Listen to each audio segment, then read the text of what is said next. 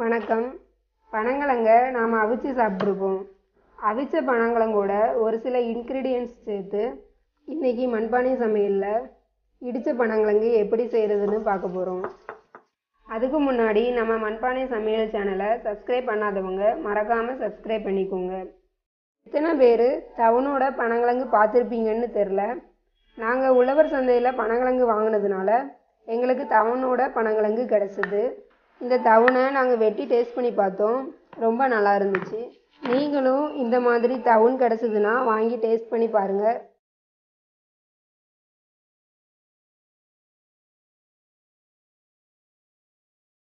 இப்போ நம்ம இடித்த பனங்கிழங்கு பண்ணுறதுக்கு தேவையான பொருட்கள் என்னதுன்னு பார்க்கலாம். பனங்கிழங்கு, பச்சை மிளகாய், வெள்ளை பூண்டு, மஞ்சள் தூள், சீரகம், உப்பு.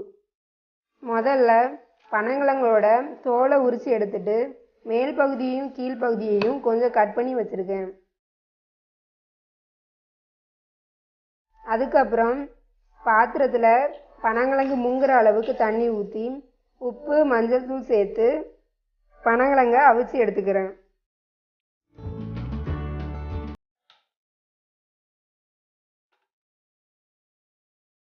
இப்போ பனங்கிழங்கு நல்லா அவிஞ்சிடுச்சு. கொஞ்ச நேரம் ஆற வச்சு ஆறுனதுக்கப்புறம் சின்ன சின்ன துண்டுகளாக ஒடிச்சு வச்சுக்கிறேன்.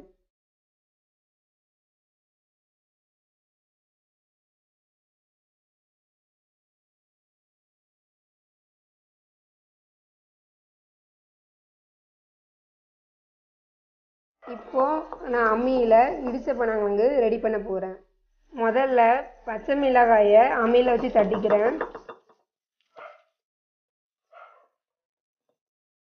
அதுக்கப்புறம் பூண்டு 2 பல் சேர்த்து தட்டிக்கிறேன். அதுக்கப்புறம் சீரகம் சேர்த்துக்கிறேன்.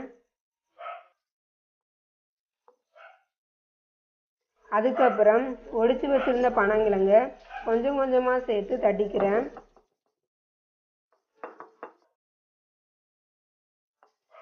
கடைசியாக உப்பு சேர்த்து கொஞ்சம் பரபரன்னு அரைச்சி வச்சுக்கிறேன். எங்களுக்கு நார் பனங்கிழங்கு தான் கிடச்சிது. உங்களுக்கு மாவு பனங்கிழங்கு கிடச்சிதுன்னா இந்த இடித்த பனங்கிழங்கு ரெடி பண்ணி பாருங்கள். டேஸ்ட்டு நல்லாயிருக்கும். இப்போ இடித்த பனங்கிழங்கு ரெடி ஆகிட்டு.